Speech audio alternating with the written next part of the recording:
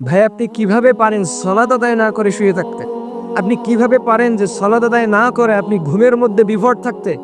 আপনি কিভাবে পারেন আল্লাহ তাআলার হুকুম আহকামগুলো না মেনে দুনিয়াবি সাজসজ্জা আপনি বিভোর?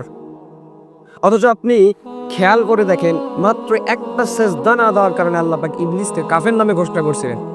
আল্লাহ পাক বলেন ওয়া ইয কুল্লা লিল মালাইকাতি ইসজুদু লিআদম ফাসাজাদু ইল্লা ইবলিস। সে শুধু একটা সেজদা করে নাই, আল্লাহ পাক রব্বুল আলামিন তাকে কাফির নামে ঘোষণা দিয়েছেন।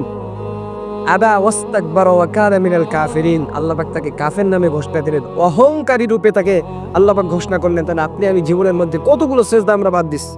আমাদের কি মনে আছে আমরা কতগুলো সেজদা করে নেই? আমাদের কি মনে আছে যে আমরা শেষ কবে ওযু করছিলাম?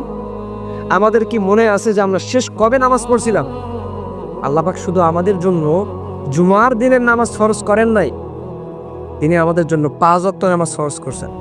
তো আপনি কি মনে মনে ভাবছেন, আপনি কি খেয়াল করছেন যে আপনি কতদিন ধরে সেই রবকে সেজদা করেন না?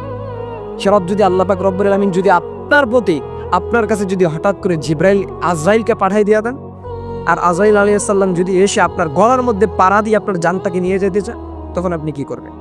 আপনি ভুলে গেছেন যে আপনি কতদিন ধরে সেজদা দেন না, আপনি ভুলে গেছেন আপনি কতদিন ধরে রবের নাম স্মরণ করেন না, আপনি ভুলে গেছেন যে আপনার রব আপনাকে সৃষ্টি করছে, আপনার রব আপনাকে দুনিয়ার মধ্যে নিয়ে আসছে। তো এই জন্য আল্লাহ পাক বলেন কাইফা তাকফুরুনা বিল্লাহ, কিভাবে তোমরা আমার প্রতি আমার কুফরি করতে পারো, কিভাবে তোমরা আমি আল্লাহর নাফরমানি করতে পারো? তোমরা ভুলে গেছো যে আমি তোমাদেরকে সৃষ্টি করছি।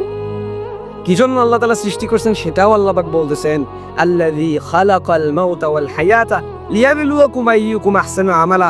যেন তোমরা দুনিয়ার মধ্যে গিয়ে আমি আল্লাহ পাক রব্বুল আলামিনের জন্য ভালো কাজ করতে পারো, ইবাদত করতে পারো।